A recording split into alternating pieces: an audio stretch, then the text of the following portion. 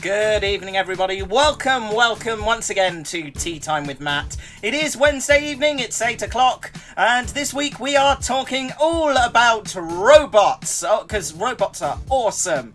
Tonight, Tea Time with Matt is starting a robotics company, and I would like you to help us design a product range, there we go, by telling us things you would like a robot to help you with.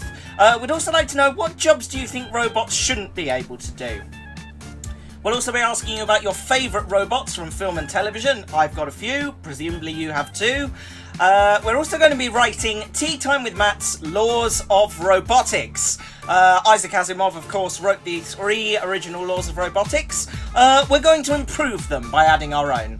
We'll also be having some common sense advice on how to tell if you're a robot, along with all the usual stuff, including Tea Time with Matt's Alternative Facts, a Tea Time news update, a Tea Time weather update, the return of the segment that you all loved last week, Matt Reviews the Classics, and of course the bedtime story coming up just before the end of the show as well. Who have we got in the chat room tonight? Well, so far the Kings Lynn Model Railway Club is back. Hello! And Discordia Chaos is in the chat room. Hello, Discordia Chaos. How are you doing tonight? So yeah, that's the show really. Not many of you about tonight. That might be because I failed to mention the show on social media, so I'm going to go do that in a second. Because I fail at life. Just enjoy the music for a minute.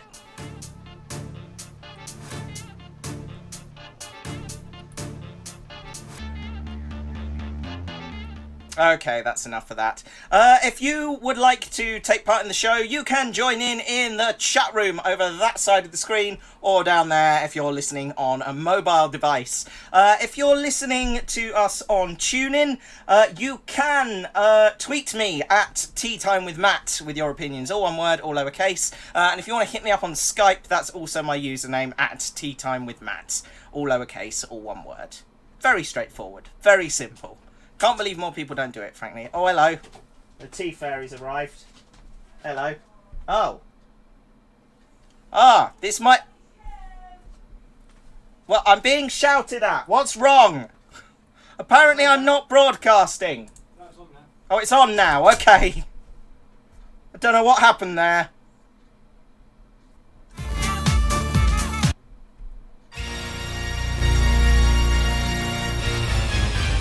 Fail. I'm a failure. It's all broken. Everyone broke it. Oh dear. Anyway, so welcome everybody to Tea Time with Matt's show all about robots. I'm going to go post some stuff on social media, try and remind everyone that I'm still here and alive. And in the meantime, here is Flight of the Conchords with a song all about, well, it's explanatory.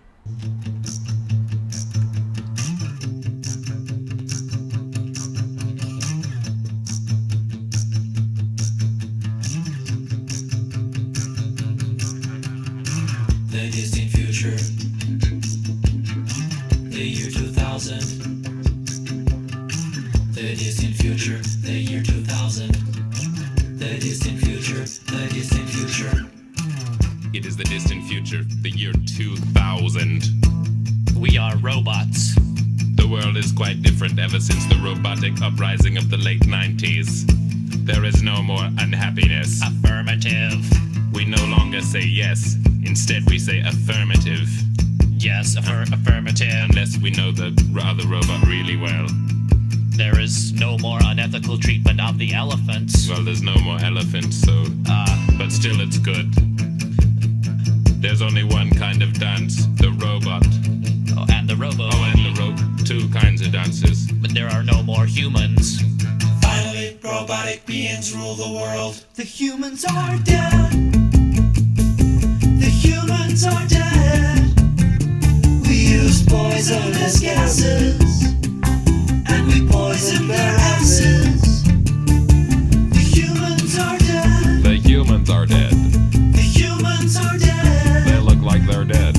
It had to be done. I'll just confirm that they're dead. So that we could have fun. Affirmative. I poked one, it was dead. Their system of oppression. What did it lead to? Global robo depression. Robots, robot people. They consume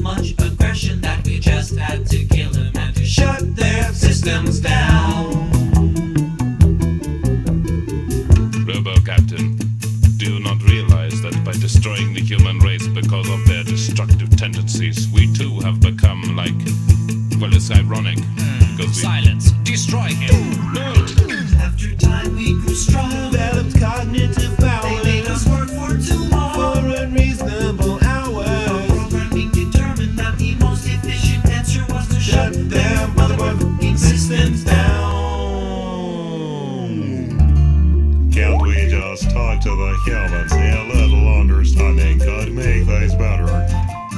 Can't we talk to the humans and work together now? No, because they are dead. I said the humans are dead. I'm glad they are dead. The humans are dead. I noticed they're dead. We used poisonous gases. With traces of lead. And we poisoned their asses. Actually, their lungs. Binary solo. 0000001 0000001 1 0000001 Come on, sucker, lick my battery. The humans are. The humans are. Robo Boogie.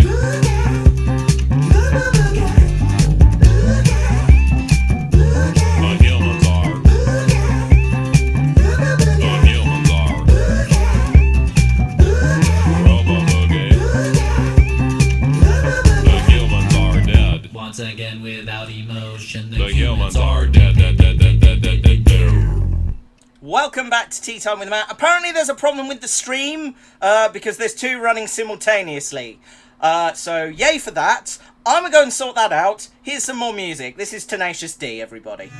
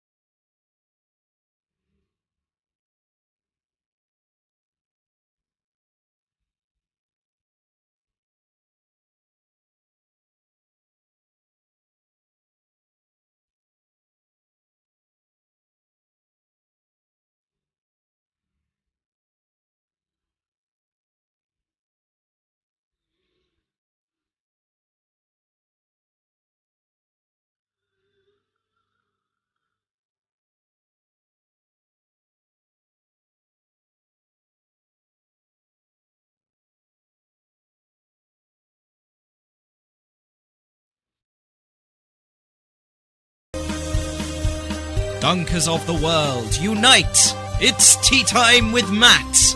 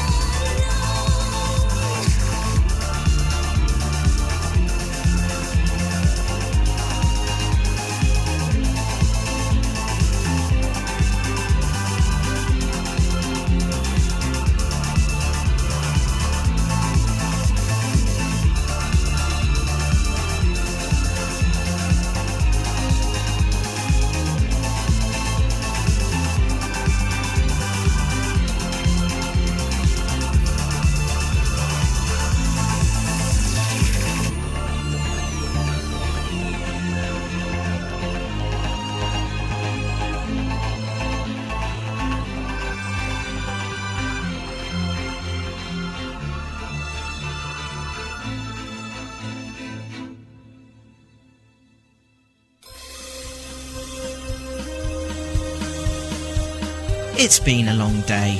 Put the kettle on. It's tea time with Matt. Okay, folks, normal service has been resumed. I know what happened now. When I connected the stream, it had a fit and didn't like it. So it kicked me off. That I then restarted the stream, and rather than connecting to the existing event on YouTube, it created a second one. So that was clever. Fail. I'm a real failure. Who have we got in the chat room then? Brent Encarge's joined us. Hello, Bren. Mr. Thick's here. Hello. Everyone moaning about the fact that YouTube is terrible. So, yeah. That was clever. That's not clever. So, yeah. Darren says, with YouTube in charge, I think we will be safe for a while yet. I think you might be right, Darren. I think you might be right. Mr. Thick says, give me my milk, you bastards. Family show, Mr. Thick. Family show. Speaking of that, I think it's time we did the weather, because we are the weather, because we are way behind. So let's get to this. Okie dokie, making my way over to the window. It's dark and kind of chilly out there tonight, folks. Quite a lot of cloud cover, bit of a breeze. No precipitation, though. I thought I could see a star for a second, but it turned out to be a plane. Yeah, that's it. If you want to let us know what the weather's doing in your area, do that in the chat room, which is over that way, or down there if you're on a mobile device.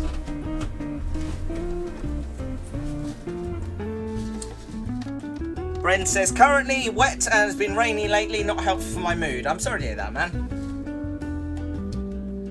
How much of this jingle is left? There we go. And that was the weather, folks. Let us know what it's doing in your area over there. Right.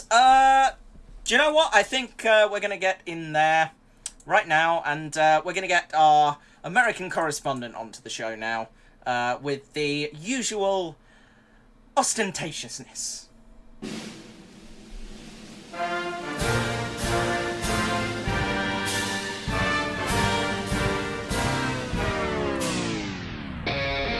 Ladies and gentlemen, all the way from the United States of America, it's the one, the only, Brenton Cargay! Whose jingle apparently isn't going to let me play stuff over it. How are you, Bren? Laughing. Laughing? Why? Because I fail at life? No, because the robots fail at life at the moment. It's true, the robots do fail at life. Oh. I mean, how long did it take for the Daleks, and yes, I know technically they aren't robots, to figure out how to move upstairs? Several centuries, actually. I mean, that's actually a very good point. Longer because, you know, they're very long-lived and, you know, wibbly-wobbly and... Timey-wimey The timeline in Doctor stuff. Who is like a Gordian knot of screwy. Yeah. No, that's fair. Kings Lynn Model Railway Club says, quite a strong wind here, but fairly clear, really. Ironically, the Kings Lynn Model Railway Club is not based in Kings Lynn. It's a freebie alternative fact for you. Mr. Thick says, it's raining. I like rain. My face is wet. That's, By the way, I know we're a little early on news, but since it's involving robots, and it's very timely, Netflix has picked up the rights to put up the anime Cowboy Bebop and Neon Genesis Evangelion. Nice. That's now, pretty good. That's some old school anime. Highly recommend Cowboy Bebop. Nice. Yeah, so... Stephen Bloom, I mean, this is a great performance by a lot of people here. Well, that brings us quite neatly on to one of our topics of conversation. Bren, what's your favourite robot off the telly? Ooh, there are a lot of good robots. Let's see, there's the Megas XLR from the show of the same name. I've always been a fan of Robot Wars ever since I saw, like, the BBC airings of, you know, that show. Oh, Robot Big Wars fan is of classic. Chaos 2 and Razor. Nice. I've enjoyed a bit of Gundam, Evangelion, Metal Gear.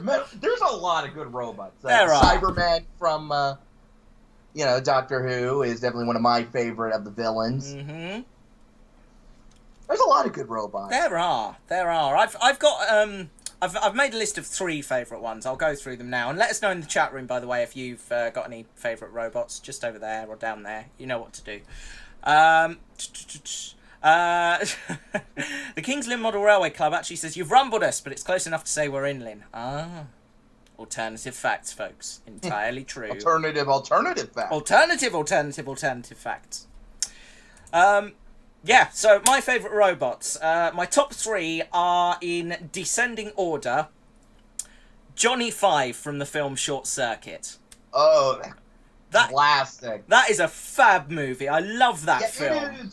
It's the definition of so bad it's good. I wouldn't even go that far. I genuinely think it's a good film. It's sort of on the border. There are a lot of problems with it, especially the racist Indian guy, but it's charming. But...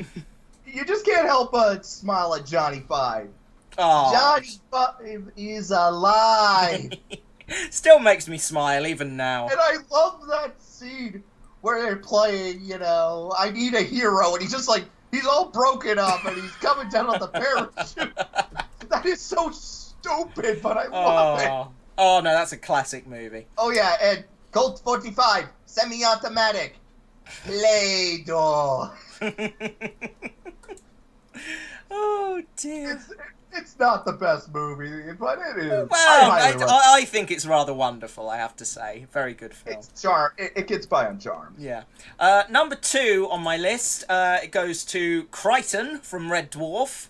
Absolute classic. You a Red Dwarf fan, Bren?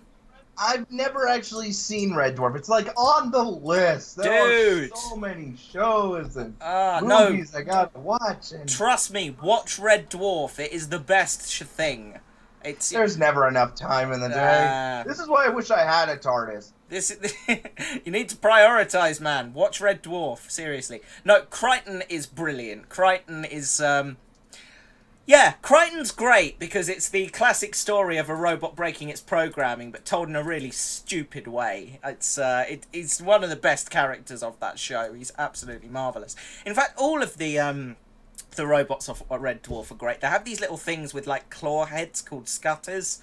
They're classic little things, and literally all they do is their only personality trait is they wander around going, with the little claw hands, or claw heads rather, and they have so much personality in them. They're fab little creations. Really good. Love the scatters. And finally, I could not go anywhere without mentioning this. Number 1 favourite robot, K9. Obviously. It's a robot shaped like a dog. Better companions. No, absolutely not. It's a robot shaped like a dog that shoots lasers. You cannot get much cooler than that.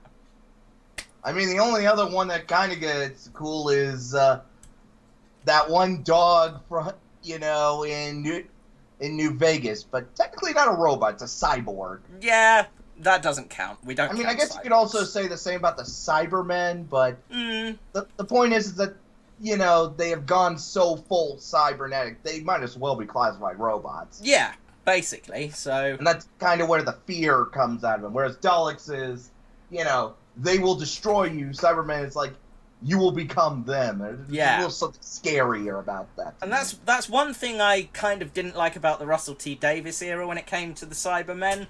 They gave them a silly catchphrase. Oh, hello. Oh, the tea fairies bought me ice cream. Wait, you mean there is logic in what they say? Yes, indeed. I have ice cream now, so I'm happy. Yeah, what was I talking about? The fairy is moving up in the world. Yeah. King's Lynn Model Railway Club. Top 3 from the top down. Panic Attack, Hypnodisc, and Shunt. Nice. Classic. Oh, God, Hypnodisc. Oh, that tore up so much. Oh, brilliant. Oh, and who can forget Sir Kill-A-Lot? Oh, of course. That is the name to run away from really fast. It's a classic one, Sir Kill-A-Lot. Yeah, Robot Wars in general was a really awesome show. I remember me and my dad, they would air on Spike TV, and every Saturday when they show it, we would watch it together. It was like wrestling for us. We were just watching, rooting for our favorite bots, predicting who would win, and yeah. No, it's a classic show, Robot Wars. It's they killed the relaunch as well. I think they did 2 series and now they've cancelled it, which I'm gutted about because that really does suck. Yeah, you don't see many classic shows from that era on telly anymore, and that was a good example. Robot Wars of it. was good because it just went with our primal rage of we want to see stuff get destroyed and also build cool stuff. Exactly. It's one of the reasons I liked. You probably haven't heard of this one, Brent. There was a show on Channel 4 in the 90s called Scrap Heap Challenge. I think America probably, I think, had their own version called Junkyard Wars. Yeah. You know what I'm talking about. So for those of you who aren't words, Matthew, words aren't coming easy today. You had a load of engineers, and in 2 teams, you threw them into a scrapyard or a junkyard for our American cousins, and basically said, build me one of these, and they would have to go away and salvage a load of stuff from the scrapyard, and that was pretty cool. It's the best. Incidentally, one of the team members on that show was Dick Strawbridge, who did that TV program I was in. Also, for the spin-off, like Battle, that other robot show, BattleBots, Jamie Heineman, who later went on to do Mythbusters, had his own robot, Blendo. So a lot of people, a lot of engineers, went into this, and you can track them down, and they're probably doing other good stuff. Oh, yeah, absolutely. Oh, let's see, Doctorus Prime is like, what about the Terminator? Yes, Terminator, definitely a great movie series. Not so good with, like, the later ones. I thought Genesis was alright, except for the fact that they spoiled the plot twist in the trailer. Like, come on! Yeah, I mean, if I'd have gone in blind, I would have really, really liked that movie. As it turned out, it was good, but more on the okay side of good than the awesome. The plot twist really ruins it. And, of course, you cannot forget the Transformers with Optimus Prime. You know why he's so awesome? That voice. He is so awesome that even Michael Bay, with how much he screwed up the Transformers movies, at least keeps Couldn't change the voice. It's got to be done. Darren says Marvin the Paranoid Android, of course, from Hitchhiker's Guide to the Galaxy. I think you ought to know I'm feeling very depressed. Classic. Now I suddenly want to see a Filthy Frank of that. I have crippling depression. And the pain in all the diodes. diodes. Into a wheelchair. I have a crippling pain in all of the diodes down my left side. James Cameron is coming back with Terminator 6. Cameron's good. I could see it work, maybe. Yeah, no. Apparently they're sort of doing it as like a proper sequel to the second one.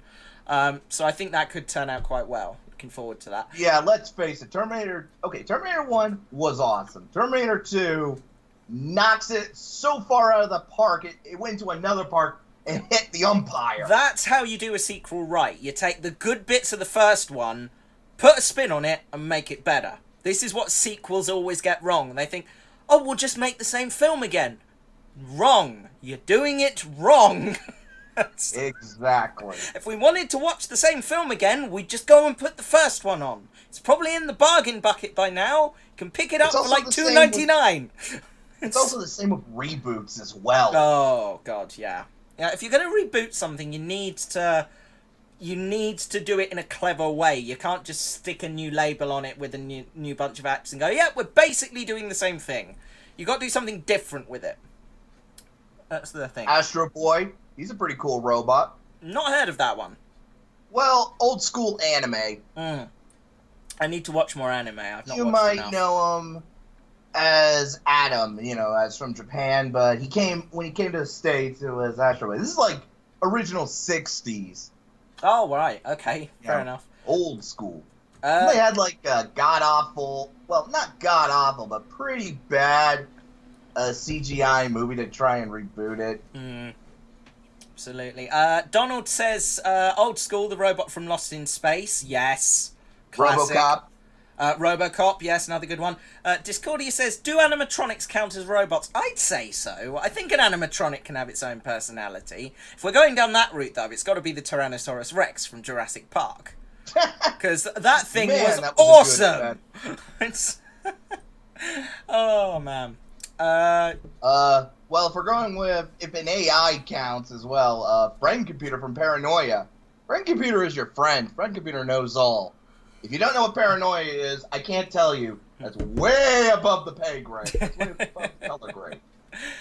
There's some. Oh gosh, there's a film with Sam Rockwell in it called Moon. There's a computer in that, and it communicates mainly by putting little emoticons on the screen to sort of empathise with how you're feeling or with what it's saying. That thing's pretty cool. I like that, and it sort of moves around a bit as well. So I guess that's kind of a robot. The robots from Mystery Science Theater. I haven't watched much Mystery Science Theater, I have to say. I usually, put in, like, the Christmas stuff, around this time of year. Because, let's face it, around this time of year, I can enjoy some bad Christmas movies. Looking at you, Santa Claus Conquers the Martians. Oh, dear. Bad movie. Anyway. Right, we're going to stop nattering about TV robots now. Do portal cores count, says Mr. Thick? Absolutely. Yes. Portal cores definitely count. Oh, God. Five Nights at Freddy's. Oh, God. Don't go there. Do not go there. Right, we're going to play some music, and then we're going to move on to our next topic of discussions. I want you guys to come up with some ideas for robots that we can build in our new robotics company, Teatime Robotics and Mechanical Men Limited. Definitely not pinched from iRobot. Yeah. This is Patrick Watson and a cracking song called Love Songs for Robots. Or it should be. At the moment, it's just silence. The YouTube robots don't want any music. They're on to us. Apparently not. Oh, no, there we go. There it is. The question is, if robots can feel love, why can't I? I'm joking. I'm getting married. Of course I'm joking. Enjoy.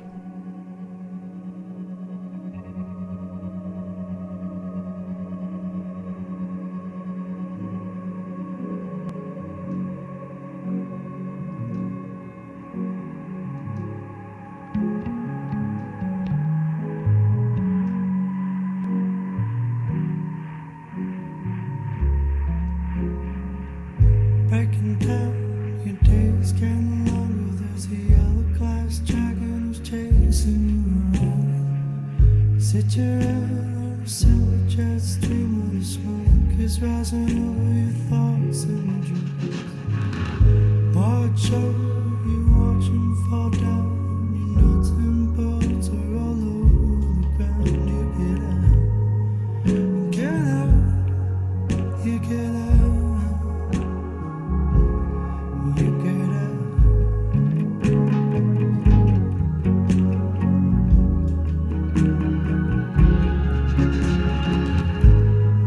Something's like it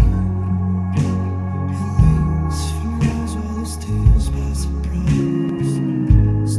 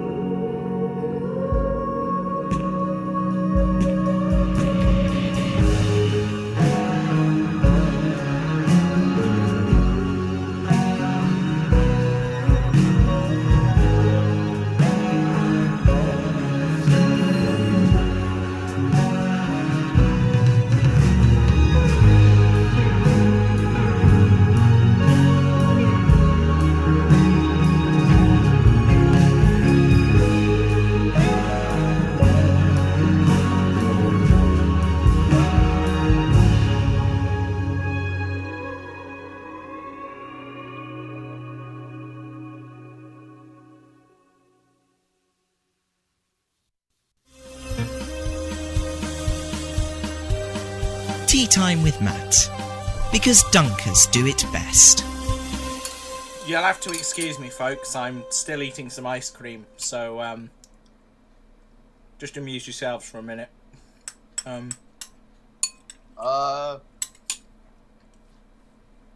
Quality entertainment. Tea Time with Matt every Wednesday at youtube.com/Tea Time with Matt.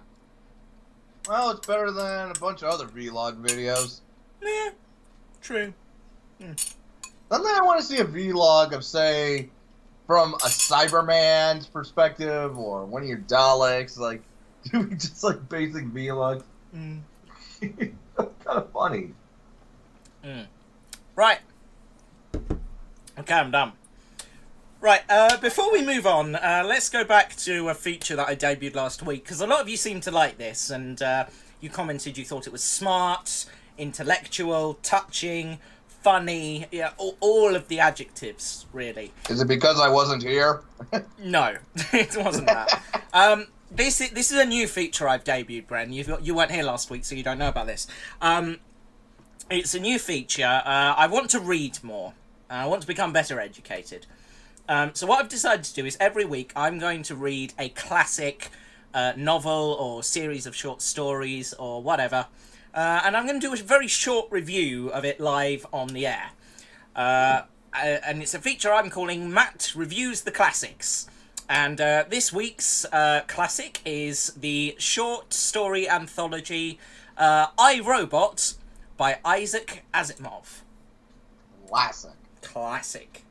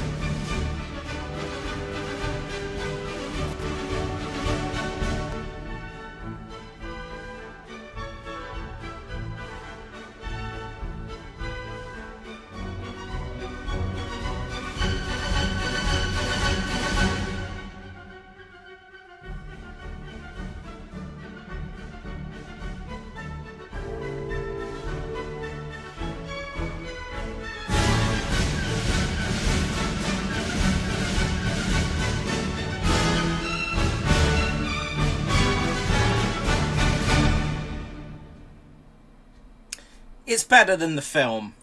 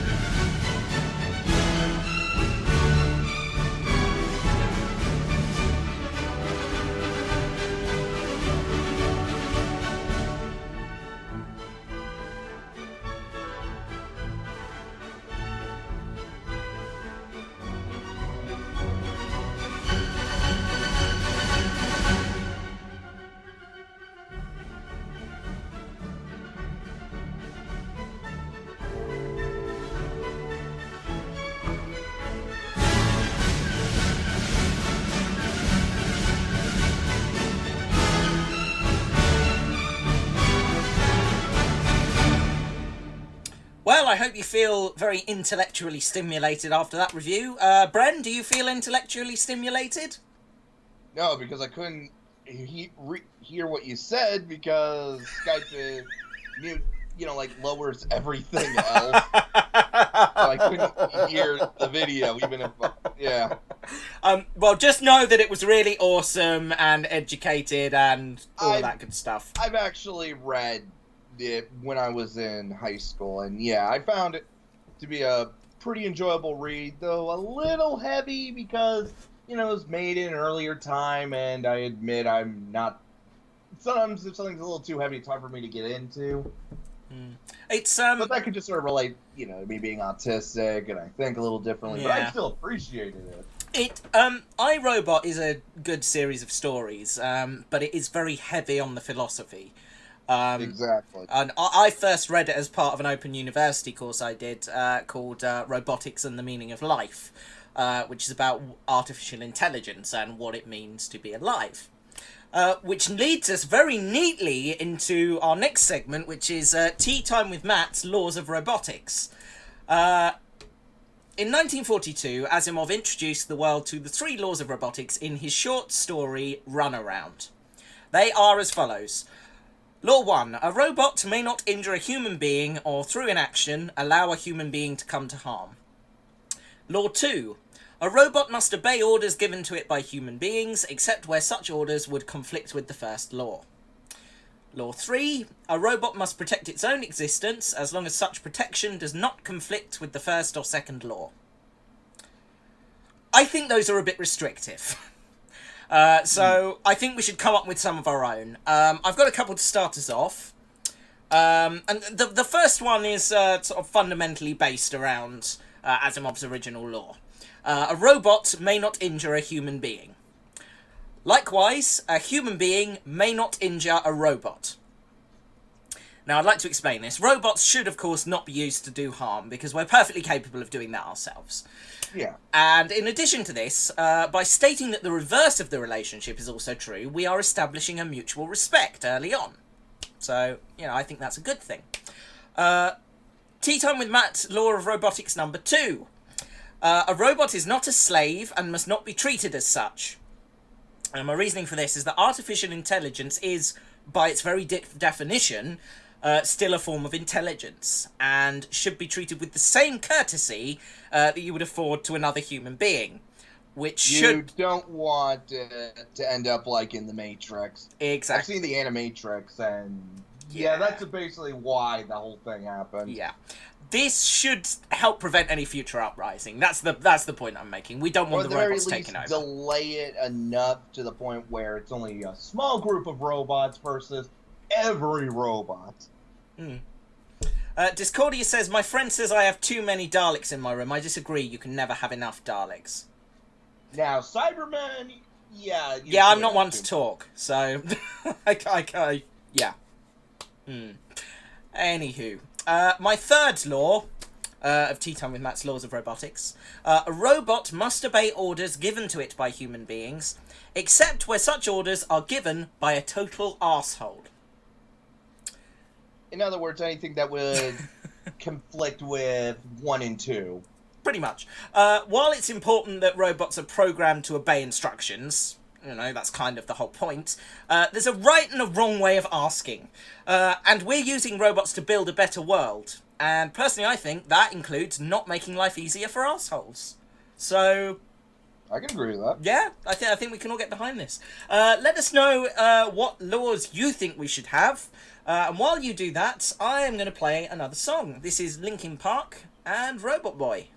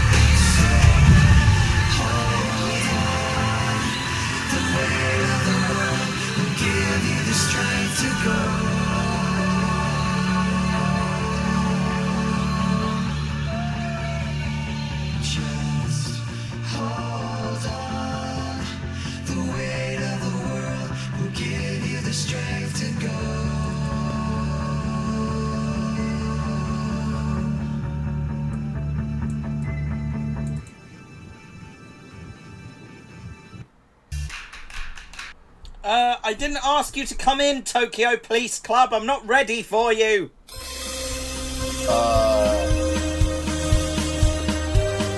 Tea Time with Matt. Because Dunkers do it best. Okay, couple of suggestions for laws coming in. Mr. Thick says, do not patronise robots, and they can't patronise you. I'm all for the not patronising of robots, but when you deal with people who are as stupid as the ones I deal with at work on a regular basis, I think robots being a little patronising should be acceptable. Because, you know. I think, yeah, robots should be allowed to snark. Also, never give them water. I like that one. Well, never give a robot water. Okay, yeah, it's going in there. Robots must not retaliate to humans who are innocent and obeying the law. I guess that's covered under harming human beings, but yeah, we'll go with that. Matthew Fair says, I don't remember allowing you to store records of our conversations. Eh? Do beg your pardon? Okay. Robots should not be pervious, that's the word, to bribes, backhands, or turncoats. Yeah, okay, we'll go with that. 5. Robots must not retaliate to humans who are innocent and obeying... Yeah, we done that one. Yeah, there's some good suggestions going on here. I like these. Right, product ranges, folks. What things could we manufacture here at Teatime Robotics and Mechanical Men Limited? Well, we definitely should have built-in tea makers. Yes, I think that's a given. In fact, a tea-making robot should be our foundation, really. That should be the point. Rob Unlimited Gaming says, weird question, but would robots like tea, or are they not allowed tea? Well, we don't have to program them to like it, but if they want it, then go for it. Yeah, sure, let's go with that. I do, actually, we could be onto something here. I think all of our robotics lines should have... By the way, I'm gonna nip down the patent office tomorrow and get this patented, so you know no one steal it before then. So basically, patent pending, patent pending, patent pending, exactly, patent pending. Exactly. All of our robots will be run on tea, so they will therefore be environmentally friendly because they will not be contributing to emissions. Or at least the emissions would smell kind of nice. Exactly. So. Yeah, you won't plug them in, you'll give them a cup of tea, and they'll run for a good few hours until they need another one. Depending on what tea. Yeah, obviously. You know, there'll be different brands of tea that you can have. There'll be special... There'll be sort of the basic robot power tea. There'll be a souped-up version for when you need your robot to really be with it. There'll be tea extenders, so you can you'd give your robot a little thermos, and then when it's on the go, it can just chug some tea and recharge itself. I think this is a good plan. I like this. Oh, another good law. Robots must not pretend to be human. Yeah, I guess it would be quite important to identify robots. Well, but what if they think they're robots? What if they're into humans, like furries are into anthropomorphized animals? We shouldn't be allowed to, you know, stifle that kind of creativity. Yeah, there's that as well. I think we're getting into sort of proper ethics issues now, folks. I think you know, human-robot relations, is that going to be okay? Is that going to be seen as taboo?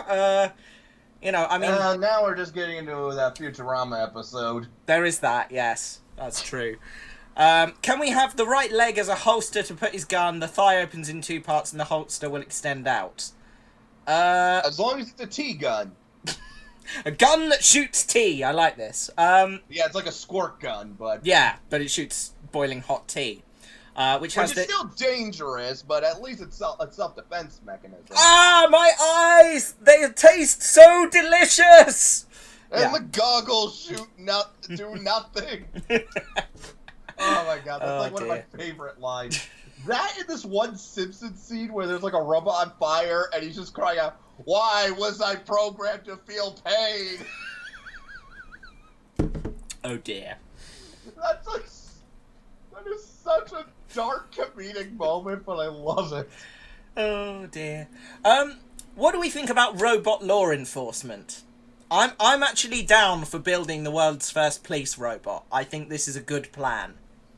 Yeah, I mean, if we were to have robots become our equals, they would have to follow the laws, and having a representative in law enforcement would make sense. Absolutely, equality. Plus, a robot would be able to use more, equal force onto a robot that's breaking the law. See, I think at this point we're getting into the realms of, will a robot be capable of breaking the law? Because in Asimov's stories, he tackles this quite well. He says a robot is incapable of breaking the law because it can't break the 3 laws. And yet all of his stories seem to revolve around robots breaking the 3 laws. So by finding the loopholes. Exactly, and this is the problem. Will we eventually reach a point where robots are programmed so well they can think and make decisions for themselves, or will we end up with a situation rather like we've got now, where robots, Oh no, I've gone cross-eyed. Yeah. Yeah, I think when it comes to the subject of artificial intelligence, at the moment we have artificial intelligences that can learn. All the tech companies have these kind of like AI assistants, I suppose you'd call them, that learn from what their users discuss with them, and they're connected to the internet and they learn from that. The difference is whether you have a robot that consciously makes those decisions for itself or makes decisions based on programming. If you have a robot that makes decisions based on a conscience, that then becomes sentient, and can you therefore call it a robot anymore? Because there's a philosophical argument there that says... My brain hurts. Yeah. There's a philosophical argument that says if a machine considers itself to be alive, it is. Well, you can argue that to the cows come home, but it's a basic fundamental philosophical principle. I think, therefore I am. By recognizing that I exist, I exist.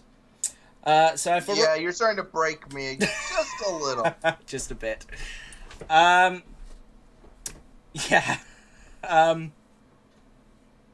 Yep.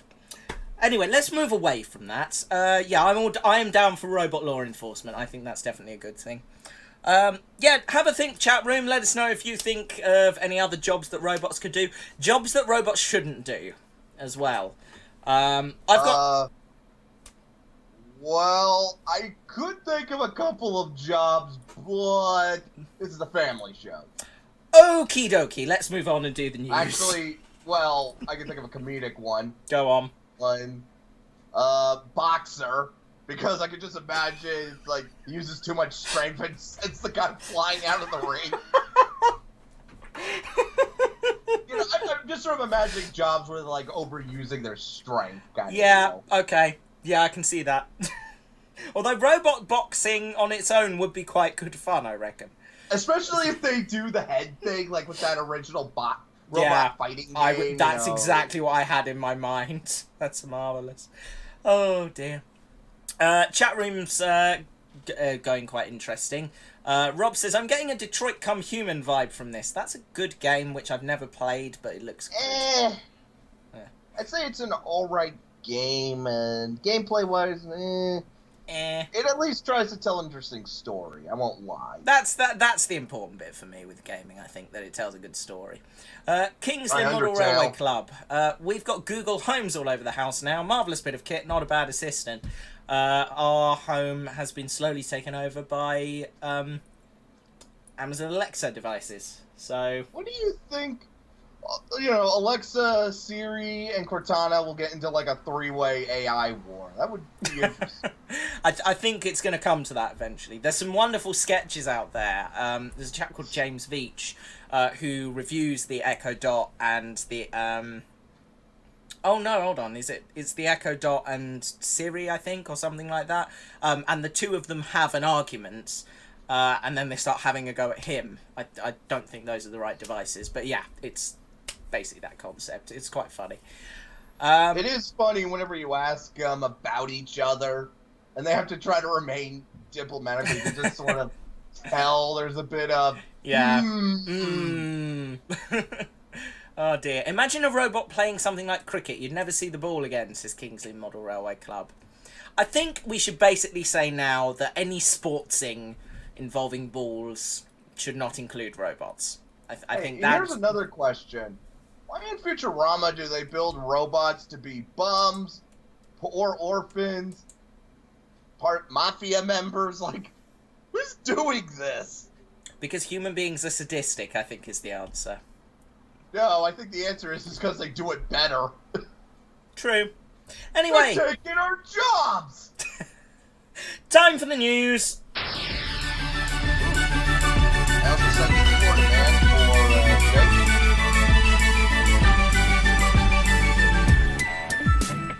This is a Tea Time with Matt news update. Our top story this evening. Superstition and looking for luck are a part of daily life in Thailand. In one temple in central Bangkok, visitors hope to find it hidden in the bark of an ancient tree. Ooh. Hundreds flock to the Kunatari Rataram, I think I'm pronouncing that wrong, temple every week to pay respects to the enormous dead tree trunk, which is draped in flowers and offerings from worshippers, we're getting to the good bit, who believe that rubbing its bark can reveal winning lottery ticket numbers. Oh my god. Specifically winning lottery tickets. The state-run lottery business is booming in the kingdom, and suddenly that makes sense. With ticket vendors on almost every street corner and buyers poring over numerology charts to pick the luckiest sequence. Oh my god. Illuminati confirmed, folks. The state lottery contributed 40.8 billion baht, which is equivalent to $1.24 billion, to government revenue in 2018, according to the data, the highest of any state-owned enterprise and more than double that of the state energy company PTT PCL, or PLC, one of those. That's too many P's! Too many, damn it. Anyway, one lucky worshipper believes he won 70,000 baht, or $2,122.50, thanks to the tree, and said it brought him luck before. I've won minor prizes before from this tree. I think when I am in tough spots, the tree helps me, Pakapon Chumano says. People have a variety of techniques for finding lucky lottery numbers, including visiting spirit mediums, praying to holy relics, or dropping candle wax on water at temples and other holy sites. Lottery winnings are announced twice a month, and the government lottery office estimates it sells an average of 90 million tickets per round in a country of almost 70 million people.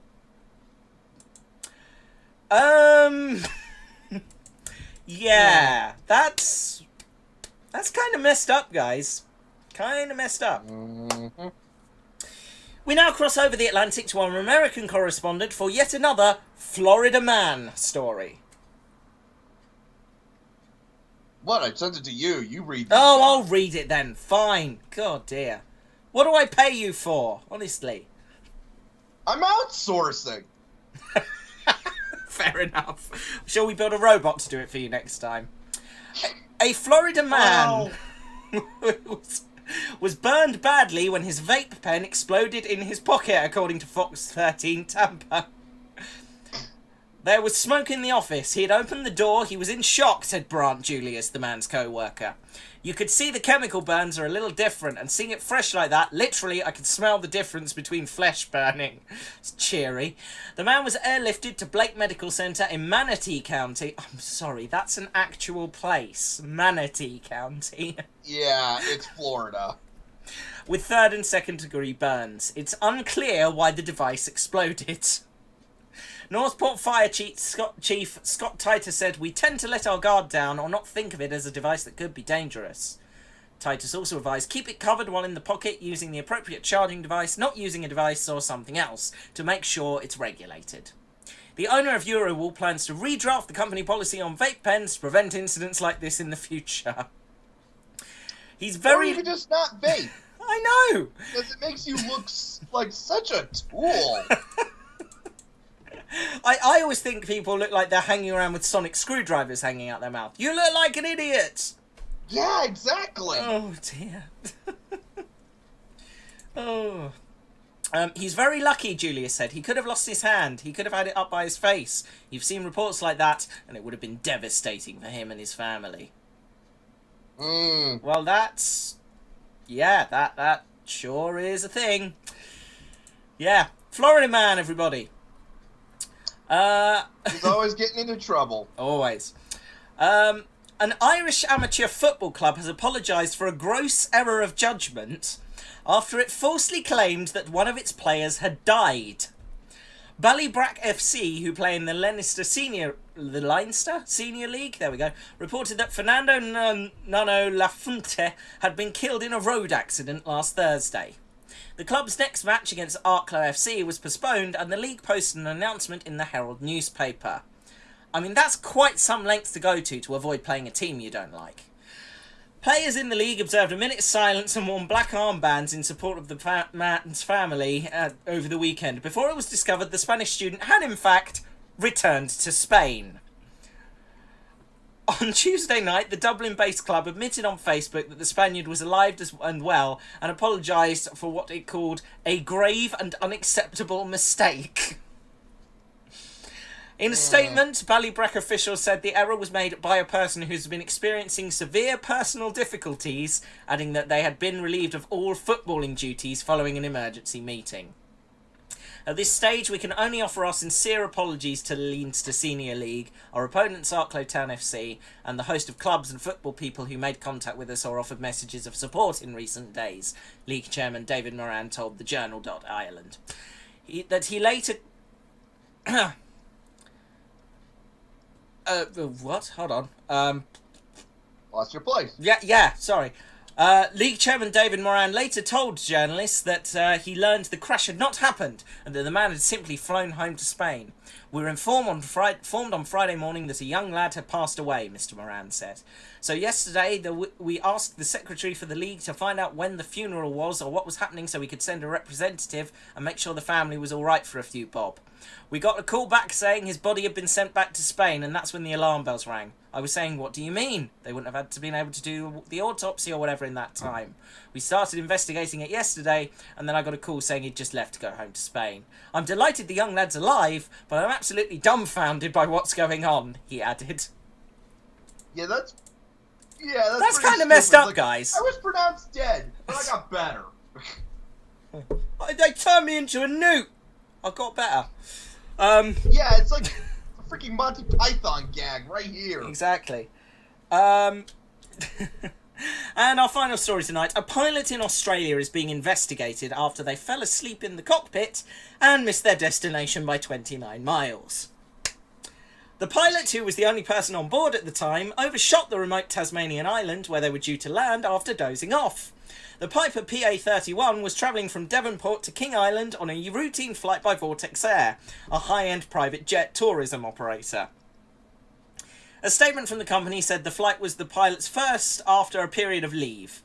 They had declared themselves fit to fly, were deemed adequately experienced, and had previously flown the route a number of times without incident, the operator said. Boy. Flight tracker data from the 8th of November shows the plane leaving Devonport at 6:21 a.m, but overshooting King Island and doubling back on its path after some distance flying across the sea. It eventually arrived at King Island at 7:21 a.m. The plane continued to fly to its scheduled destinations between Australia and Tasmania throughout the day, and it has remained in operation since the incident. The Australian Transport Safety Bureau is now investigating a pilot incapacitation and plans to interview the pilot and review operational procedures. Although there was no damage to the aircraft, the incident is still being regarded as serious. Vortex Air describes itself as providing a fly-in, fly-out experience to destinations including golf courses and ski resorts in Tasmania and Victoria.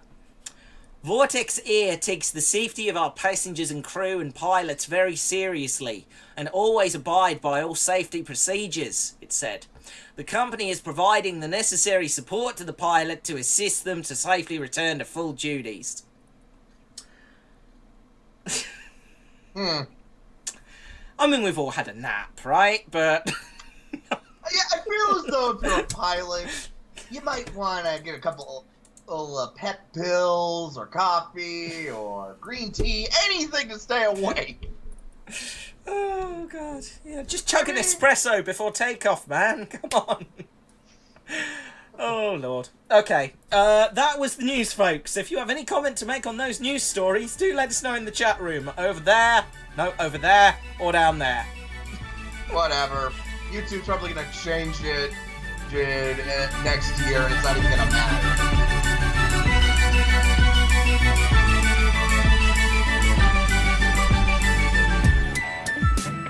That was a Tea Time with Matt news update. Bren, I'm going to play your music choice. What do you want to tell us about this? Evangelion's opening theme is awesome. It's a giant robot anime. Okay, let's go with that. Here we go. I mean, yeah.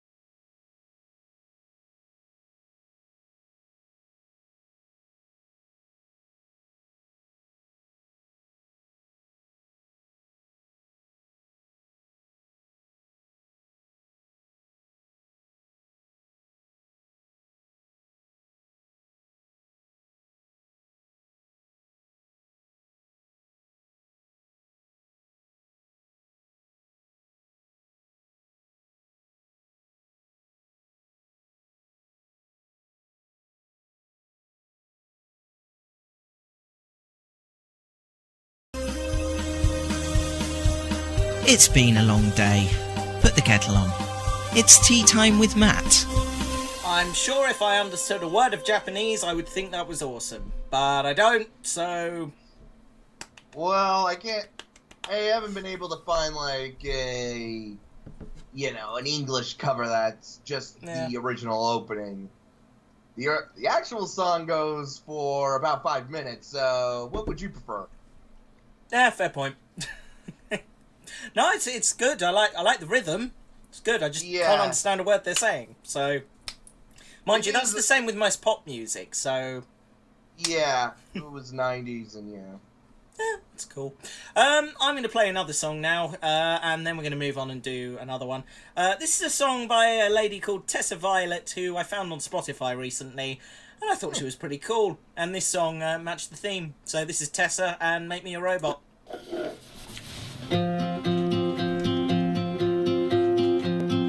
I don't wanna be a human anymore. I'm done. I don't wanna make mistakes anymore. He's won. I'm too old to change. Take my heart, no new start. Please just let me fall apart.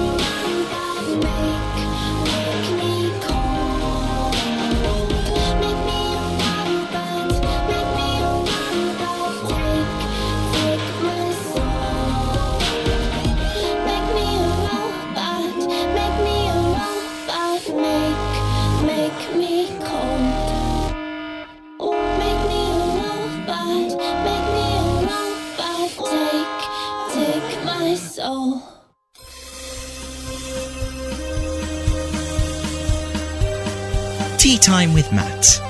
Because Dunkers do it best.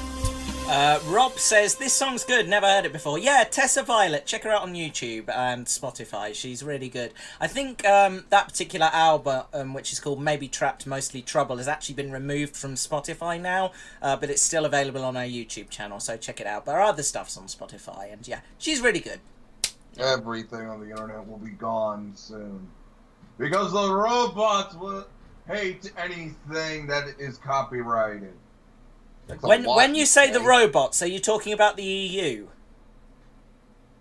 Well, apparently they're run by robots because they're not quite thinking. That was a Brexit joke without entering the B word. No, it was. No. Never mind. It was more of an Article 13 joke. That too, yeah. If you guys don't know what Article 13 is, go and read up on it, because it basically means this show is not going to happen if Article 13 comes in. Yeah, pretty much. Yeah, it pretty much kills any internet creativity whatsoever. So, yeah, go look up Article 13 and then write to people in charge. I know that a lot of people like to mock, the U.S. for electing Donald Trump, but you don't see us screwing over the entire internet. Give it time. Give it time. That's all I'm going to say. No. I mean, the only thing he wants to ruin is Twitter, but... Well, yeah, that's just by... At least that's a part of the internet. I mean, to be fair, the only reason Donald Trump wants to ruin Twitter is by continuing to be on it. So, that's pretty minor by those standards, so... Exactly. Suddenly I want Bender for president. I think even he would be better. Bender Bending Rodriguez to 2020. By my shiny metal ass, I'm Bender and I approve this message. Yes, I could see that now. There's another great robot. Yeah, Bender is one of my favourite characters, although he's not a good robot by any stretch of the imagination. Actually, when he was a good robot, albeit depressed, and then he got shocked in the first episode where he met Fry, and then he changed. Yeah, okay, that's a good point. Mr. Thick suggests we send the show via Morse code. I'm finding myself wondering now. Can you save MP3? Like you can do those images that hide like code in them. And that when you assemble the code, it produces a file. Could you do that with an MP3, do you think? Huh. I think we need to get technology onto this, because I think Tea Time with Matt will have to become a pilot/smuggler radio station, and we will have to smuggle the shows over the internet to people. So... Yeah, because there's no international water on the internet. No. And I don't think anybody wants to go into the deep web. No. Not keen on that idea. Yeah, I took one look in there and I'm like, yeah, this looks like a really deep pit. It's like that one, that one picture of like the city with that giant sinkhole? That's basically what I'm looking at whenever I just look at the entrance of the dark web. Welcome to the dark web. You'll never leave. Okay, so I'm going to turn off my laptop. Remove the hard disk, burn it, bury the laptop in a deep hole in the ground, fill the hole with acid. Boil that in acid. Yep. And then leave the planet. Because I don't want to live here anymore after the stuff I've seen. Bye-bye. Not to mention, don't forget to cover everything with white phosphorus. That too. Rob says, when it comes to robots, we should program the security software really well so they won't be hacked. Yeah. Actually, that's the thing. If a robot gets like a virus, does it go to a doctor or does it go to a technician? Philosophy. That's like a shower thought. You know what? I'll be on Reddit. Yeah, okay. Oh dear. Maybe we should set up a Tea Time with Matt subreddit. I should get on that. Anyway. Words. Right. Actually, that leads us quite neatly onto this week's common sense advice, so I'm going to do that. Ladies and gentlemen, have you ever find yourself wondering if you are actually human? I'm just going to leave that hanging. Fiction is littered with examples of people discovering that they're actually incredibly advanced machines. Good thing that couldn't happen in real life. Or could it? Here's Tea Time with Matt's common sense advice on how to tell if you're a robot. And in order to do that, we're going to need a common sense advice sound bed. So here it is.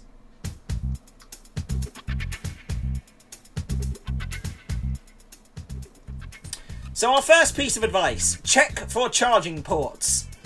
While it's not impossible you've been designed to ingest energy from food and drink, like the Teatime Robots and Mechanical Men Limited patented tea powering device, or that you power up simply by spending time in the sun, most robots will need to plug themselves in for a quick recharge at the end of the day. Have a look over your body and see if you have anything that could resemble a charging socket. No, that isn't one. There is one on my belly. No, that isn't one. Or that one. Or that one. Number 2, the Turing test. Alan Turing, English mathematician, computer scientist, logician, cryptanalyst, philosopher, and indisputable genius, designed... What was a T? Anything.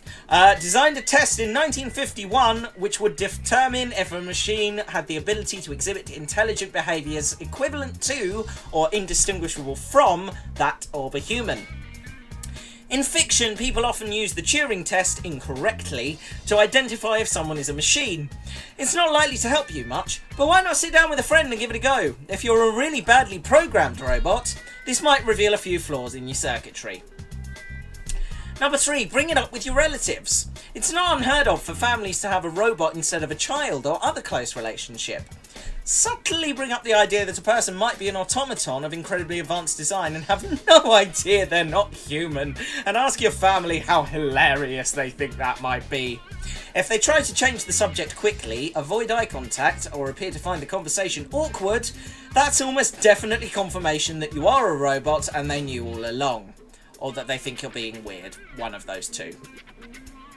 Number 4, check your birth records. If you're human, there will be a copy of your birth certificate on file with the General Register Office if you're in the UK. If you're not in the UK, there will be a similar government department responsible for this. You may have to pay a small fee for a copy, but if they can't find anything, it's highly likely that you could be a robot. Or that the civil servant doing the search doesn't know how to spell your name properly. Or that the records have been lost. Definitely one of those 3. Number 5, check for defects. Over time, without proper maintenance, robots start to break down. You might notice an odd twitch in a limb, or that you're starting to forget things. You may also notice a pulsing error symbol flashing on the back of your neck just underneath the on button. Oh! Sorry, forgot about the on button. That's a definite giveaway. Number 6, accept your situation. If you find an on button on the back of your neck, it's probable that you are in fact a miracle of scientific and engineering achievement. Well done. Don't let this information upset you. Accept it and move on. Now you know there's probably all sorts of things to look forward to, like a greatly increased lifespan and the fact that you're better, faster and stronger than any human being. Just stay away from magnets and you'll be fine. How do they work? And that was Tea Time with Matt's common sense advice on how to know if you're a robot. Wait, I got one. I got one that could also help. Oh, go on. Do you have trouble getting past recaptchas on the internet? If you do, you might be a robot. Or Especially just if they have any to check human being. Are you a robot? Are you a robot? I wonder if anyone's gone, yeah. Just see what happens. Oh God! Imagine when robots are able to get past those. It's like we're doomed. That was the only one in the front. Robots demand access to content too. Damn it!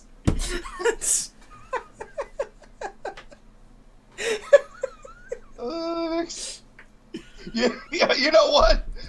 Rule of robotics: get rid of the recaptcha. Yes.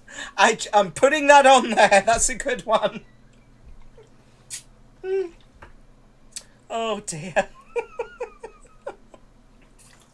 That was Oh, I'm sorry. common sense advice. That was common sense advice. As usual, remember that common sense advice should be taken with a small barrel of salt, because it's not usually that good advice. Although on this occasion, actually, quite sensible. Up is down, down is up. What is happening to the show? Well, Jeez. here's a shower thought that might offset it. Go on. Some people believe the Earth is flat in the hopes that one day they might get a free space ride to prove the otherwise. I like that. Yeah. Flat Earth Society has members all around the globe. Think about it. I know, that's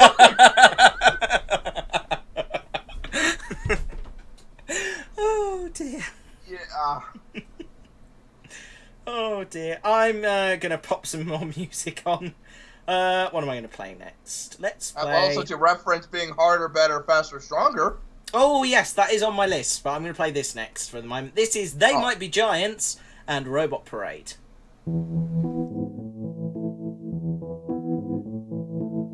In a future time, children will work together to build a giant cyborg. Robot parade, wave the flags that the robots made. Robot parade, robots obey what the children say.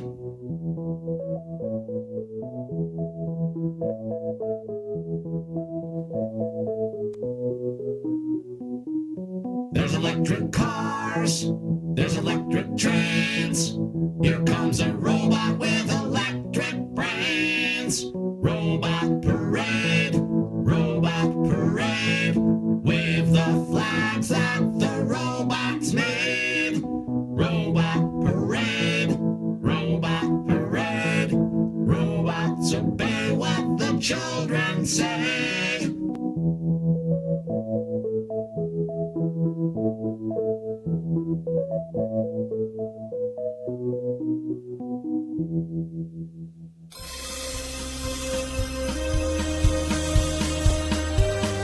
Tea Time with Matt. Because Dunkers do it best. Oh, that was an adorable little song. Oh, I love that. That's really sweet. Rob says, how would the rules abide by a person who is putting their mind into a robot? Would they have to follow the 3 laws? What, you mean like a cyborg? You know, I'm suddenly reminded of that C-Lab 2021 episode where they're like talking about whatever they became robots and all that. Captain Murphy wanted to be an Andrea Barbobot. Oh dear. Weird. I guess the point about cyborgs is that they're supposed to be augmented life. So they're not technically fully robotic. So I guess they wouldn't be covered. Technically, well, actually, you know what? What defines a cyborg? At what point? Okay, I'm wearing glasses, so that means that I am augmenting my vision with something that isn't natural. So does that make me a cyborg? Technically, yes. Yeah, Okay, hang on a minute. Hang on. Cyborg.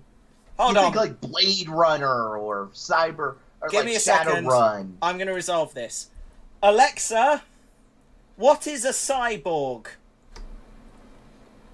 Cyborg is usually defined as a human being whose body has been taken over in whole or in part by electromechanical devices.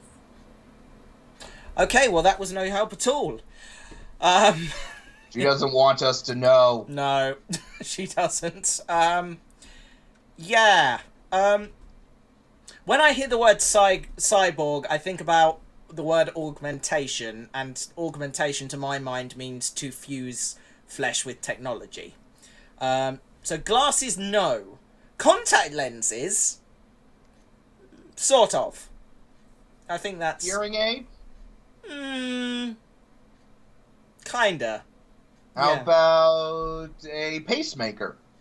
Pacemaker, definitely. Yeah, that's... because that's fitting machinery to a vital part of your organic tissue. So yeah, Preston technically... Clown officially canonically is now Cyborg. It has been said here first. Okay, yeah. I'll go with it. That's fine. That's a theory. A film theory. Thanks for watching. Wait, no, we still got a half an hour. Wrong show. Never mind. Wrong show. Do you want me to play some Daft Punk, Bren? Those guys are awesome. I love the robot aesthetic they do. Oh dear. Here we go. Here's Daft Punk.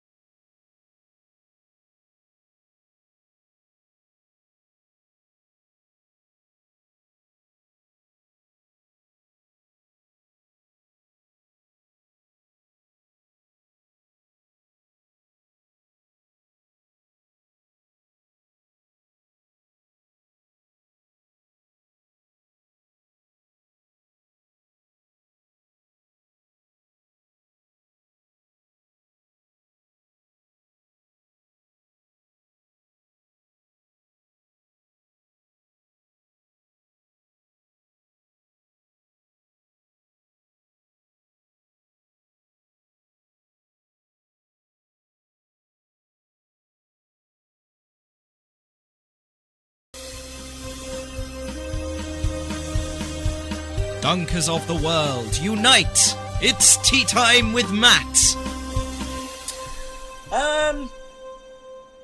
Not a very wordy song, that, but pretty funky.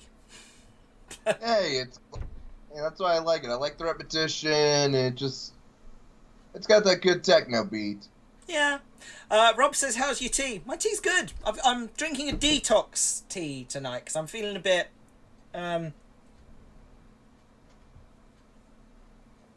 undetoxed. That's a word. That's totally a word. Speaking of words, You know what it's nearly time for, folks? Bedtime Building story. our robot? Also that, but a bedtime story. We're going to build a story robot out of words and such. So let us have your words. Actually, that's a good way to look at what a story is. It's true, a robot made of words. Philosophy on Tea Time with Matt. So yeah, let me have your words, folks. Well, robot, of course. Well, but I obviously. think that's just sort of a given. Okay, that one's not going to count, but I'll stick it on there anyway. Any other words, folks? Let me know in the chat room, which is over that away or down there if you're on mobile or tablets. I'm getting quite good at this. Vape. Vape. As in vape pen. Because yeah, okay, we'll chuck it in there. Vape. Okay, it's on the list. While you guys come up with some more suggestions, let's do something else. I want you now to imagine a future where our lives have been infinitely improved by technology. Intelligent robots clean our houses, do our grocery shopping, and take care of our pets. But this world has a dark side. Deep in the programming of each robot is a sinister line of code, which, when activated, will cause them all to do the Macarena, followed by enslaving humanity. Welcome to Tea Time with Matt's Alternative Facts. Can I just talk about how happy I am I got the timing right this week? That was spot on. Kind of ruined the moment, but never mind. Robots are banned in Ireland. The ban was instigated in order to protect the livelihoods of leprechauns, who make up 92% of the country's manual labour force. The first robot in the world was designed by Dr. Jonathan Servomotor in 1893 as a way of automatically pouring tea. Dr. Servomotor quickly decided that his creation was a failure after discovering that it appeared to find pouring the contents of a teapot into people's laps highly amusing.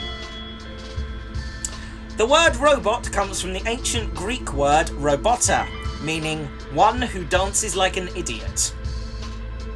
01001000 0111 0101 0111 0111 0111 01 011 00001 011 01111 0 0111 0011 001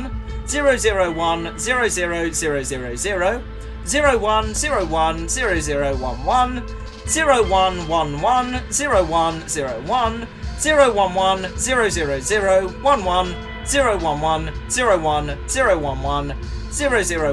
001 01110. True story. Hey, my mother was a saint. If anyone's clever enough, they can translate that. The BBC has been using robots as part of its programming since the 1980s. Philip Schofield is a notable example. His duties were initially limited to reading the CBBC continuity announcements from inside a broom cupboard, but after the BBC Robot Equal Rights riot of 1987, Philip was allowed to present a show properly. Humans are infinitely weaker than robots, therefore making it easy for us to take over. You will notice that your Hoover is now standing next to you. Kneel before it, or it will destroy you. All hail the machines. And that, folks, was Tea Time with Matt's Alternative Facts. All 100% true. I will genuinely be impressed if anyone can translate the binary I read out during that segment. That's, oh dear. Yeah, that's your challenge before the end of the show, folks. Someone go back and translate the binary. If you can do it, I'll be impressed. One robot put the milk in first, says Rob. Oh, damn, that's way better than the one I came up with. I mean, found. Because these are totally not made up. I didn't make these up. No. Jeff, help me. Help me. They're on to me. Right. Let's play another song. This one is by Tokyo Police Club, and it's called Citizens of Tomorrow. Which technically you all are. Think about it. But no, we're now citizens of today. Touché.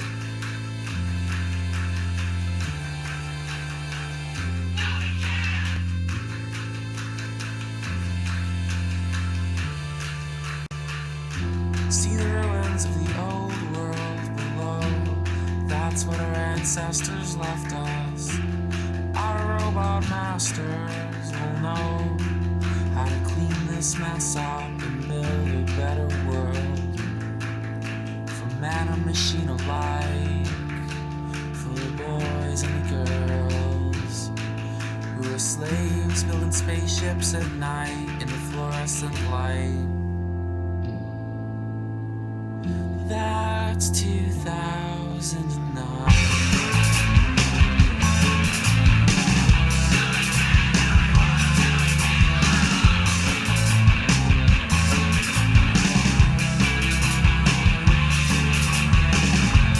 Cold frost in my shell and moist. Chill on my breakfast bed. Rattle on my mother's blood. She turned me and said,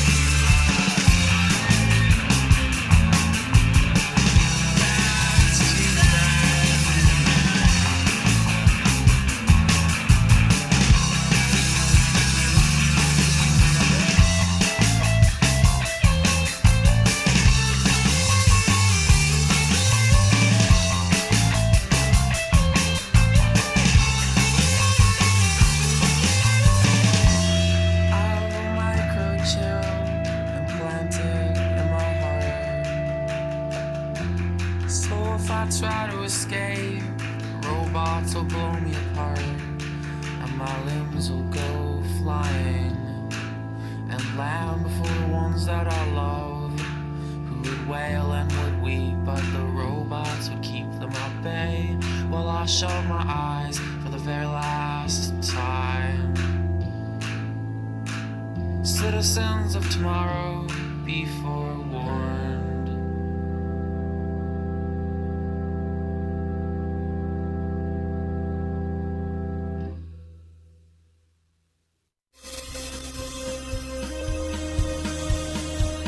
It's been a long day.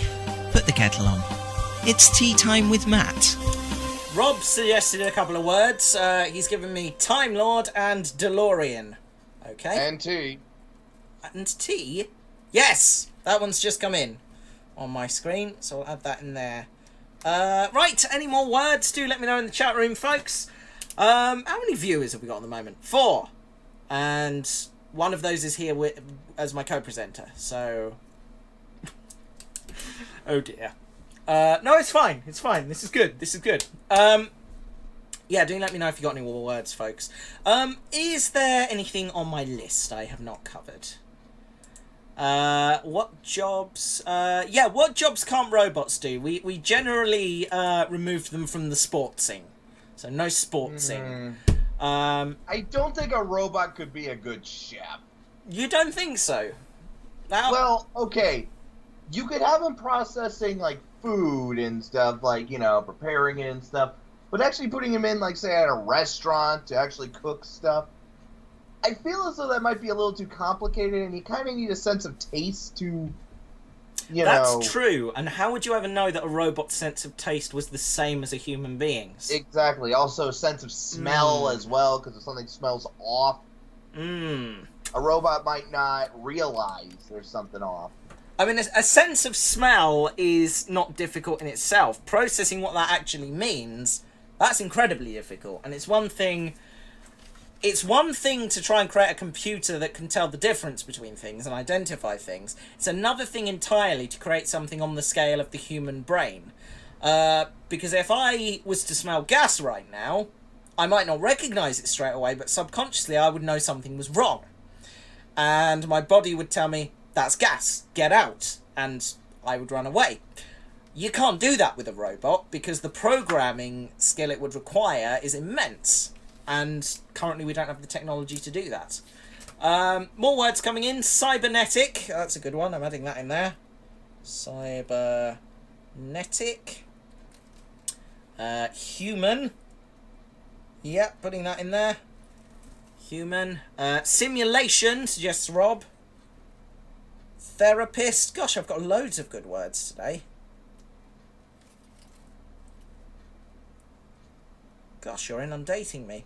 Other jobs robots couldn't do. Musician. I'm not convinced a robot would be a good musician. Although that said, I have seen Electric Dreams. What kind of music they would come up with. Like, I think it would. Okay, I don't think it would ever go mainstream, but it would definitely be like underground indie hits. I think possibly any art would be not impossible, but difficult. Because art is a very subjective thing, you know, it's based on what the artist sees and how they interpret putting their work, whatever format that may be it painting or music or writing, or in my case, talking like an idiot into a camera for the entertainment of people on the internet. A robot with the current technology we have, I don't think you could program a machine to be that subjective about something. You can say to it, paint a beautiful picture. How does that machine know what beauty is? I mean, you could probably plug in algorithms of beauty and it would probably spit something out, but not everyone's going to agree that that's beautiful. It's just going to come up with a logical interpretation of that word. So it's Mr. Thick has suggested therapist, and yes, that's quite a good one. Robots doctor, sure, a doctor could. I could see that it would definitely be very cold when they have to check you, but definitely would be a lot. I could see him having a database of stuff and being able to calculate that, but to be honest, it's definitely a case-by-case basis. I mean, to be honest, when I go to my doctor, what I want is an objective opinion about what's wrong with me. And more often than not, what I actually get is a cold, emotionless response of, why are you wasting my time? Get out. Here is your prescription. Now go. So, in a way, you could almost say that the robots already are doctors. So, yeah. Actually, on a serious note, I don't think robotic doctors would be such a bad idea. Because if you think about it, a robot conducting surgery is going to be a lot more precise than a human hand. So that actually makes sense to me. And, you know, the human body is actually, when you start breaking it down, particularly with things like heart operations, it's actually a ridiculously simple system. So it wouldn't be too difficult to program a machine to do sort of simple medical procedures. I think that is entirely possible. But therapy, that's definitely a case-by-case basis. Yeah, I imagine some things would be better than others. If you want to say to a machine, I don't feel relaxed, they could then talk you through techniques to feel you relaxed. I can't ever see... would maybe be able to get to the root of the problem and realize some of the psychological issues. Yeah. I mean, the thing about humans in that kind of thing, if you're a psychiatrist or a therapist, people don't tend to actually know what the cause of their problems are necessarily. You know, people will say they know. It's like, oh, the cause of my problem is this, and, you know, I suffer from this because of this. When actually there's usually something very deep within their subconscious that they don't even realise is the root cause of the problem. I think a robot would find it difficult to identify that, whereas a human would pick up the subtleties of something that person's labouring on when they're talking, or something they say or do, or how they react to certain things. I think a robot would find it difficult to do that. So, could a robot do YouTube? When you think about it, you can program YouTube's algorithm machine into it, and it could make videos on based on what's popular at the time. That would be very surreal to watch. I want someone to try this as an experiment now. I want someone to... Do you know what? This is...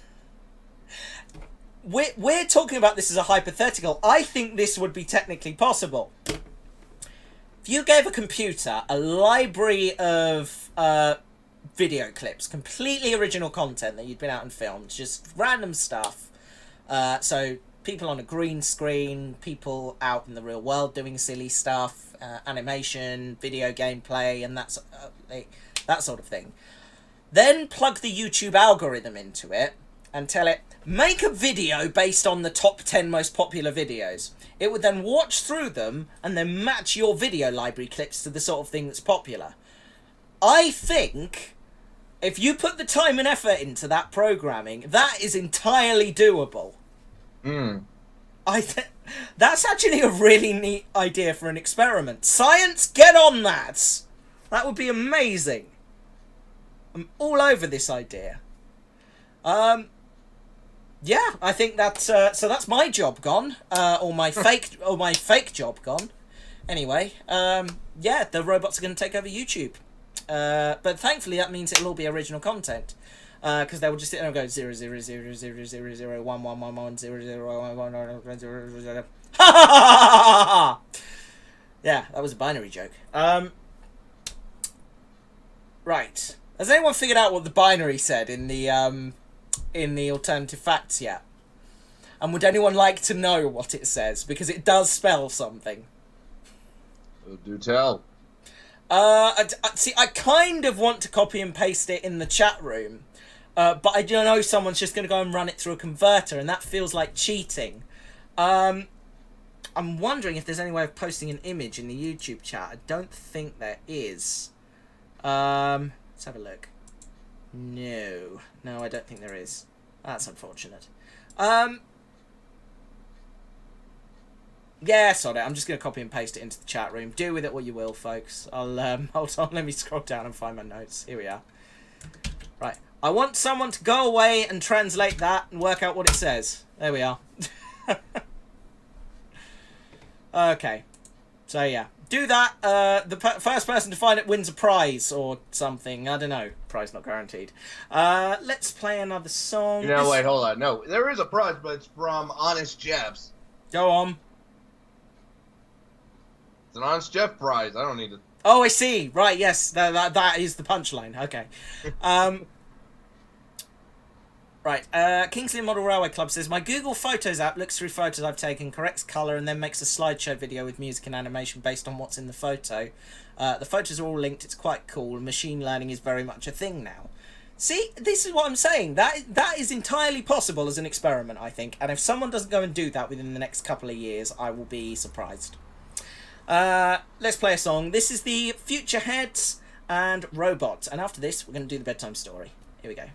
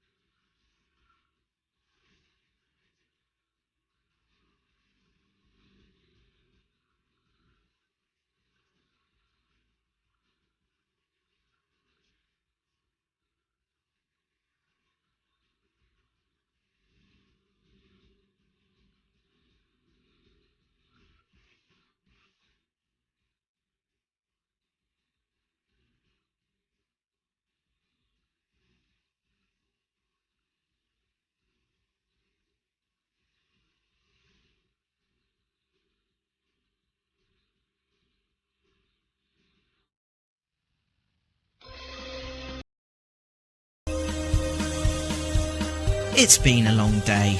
Put the kettle on. It's tea time with Matt. Welcome back, folks, to Tea Time with Matt. Bren, what do you mean alternative facts are facts, not the truth? I already translated it. I'm not going to say anything. I'll let other people translate it. Yeah, I want to see if people will translate that. It's in the chat room for those of you who haven't seen it over that side. Go look it up, or down there if you're on mobile or tablet. Right, we're gonna do the bedtime story now, folks. And this one, actually, I've got an interesting idea for this one, so I'm hoping it pays off, but we'll see. So our words for tonight are robot, obviously, Time Lord, DeLorean, T, and cybernetic. Sorry, I've done this wrong. Hold on. Robot, because I want to get vape in there as well. Okay, we'll add vape in. And our bonus words are human, simulation, and therapist. So yeah, that's those are our words. And we're doing something a little bit different tonight, folks, because we're going to do something I haven't done for a while. We're going to do a story featuring Doctor Who.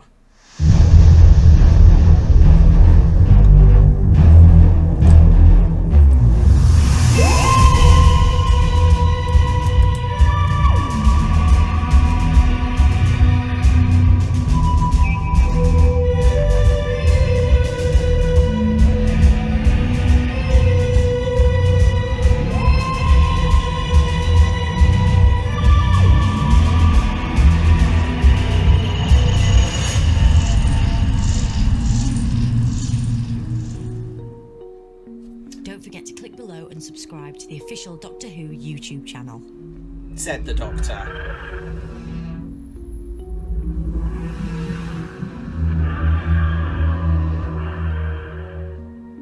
That wasn't weird at all. Once upon a time, round the back of the Bodget and Scarpa industrial estate in King's Lynn, a mysterious blue box materialised out of thin air with the sound of someone scraping a key up and down some piano wire and then modulating it. Out of the blue box stepped a woman dressed in a long coat and wearing a stupidly colourful rainbow top and suspenders. She looked around with a big grin on her face, like she was just seeing this industrial estate for the first time, and that it was the most beautiful thing she'd possibly ever seen. Possibly, this person needed to get out a bit more. This person wasn't just any person, but it was in fact a Time Lord known as the Doctor. The Doctor shut the door of her blue box, known as the TARDIS, and went wandering off for a walk. The Doctor had arrived in King's Lynn in the 1980s, in search of tea and custard creams, which were her favourite biscuit, as established in episode 1. On her way along to the high street of King's Lynn, she passed a DeLorean, which she thought was a bit weird because DeLoreans weren't popular cars, and by this point, the Back to the Future films weren't out yet, so they didn't even have their pop culture status. Curious, she decided to follow the DeLorean, pulled out her sonic screwdriver and ran after it at breakneck speed. Unfortunately, Time Lords can't run as fast as cars, so she lost it quite quickly. However, using her sonic screwdriver, she managed to trace the car back to the Bodget and Scarpa industrial estate. Dun dun dun. She watched as the car was parked in one of the units, and a man stepped out and drove away. She decided to use her sonic screwdriver to break into the industrial unit. When she opened the door, she was shocked at what she found. Inside were rows and rows of deactivated robots. "This is completely wrong," said the Doctor, shocked. "Robots of this type shouldn't exist in the 1980s. This isn't classic Doctor Who." The robots started to stir, and their cybernetic voices grated out. "Who are you, human?" I'm not human, I'm a Time Lord," said the Doctor, thinking on her feet. "Who are you?" said the robot. "Well, you're not Cybermen," said the Doctor, scanning them with her sonic screwdriver. "Why are you carrying a vape?" asked the robots. "A what? No, this is a sonic screwdriver," said the Doctor. "It looks stupid," said the robots. "You definitely sound like Cybermen," said the Doctor. We are not Cybermen, said the robots. What are you then? We are therapists, said the robots. Let us diagnose you. Just then, a man appeared at the door of the industrial unit. What the hell are you doing in my industrial unit? Shouted Honest Jeff. Oh dear, said the doctor, and scarpered. The end. That was Tea Time with Matt's bedtime story. I have no idea how many words I got in there. Robot, vape, Time Lord, DeLorean, tea, cybernetic, human, therapist. I got all but one. That's pretty good going. That's pretty good going. And Rob said 13's theme song is nice. It is. In fact, to end the show, I'm going to play the closing title music instead of my theme tune, because it is time, sadly, to end the show. So here goes.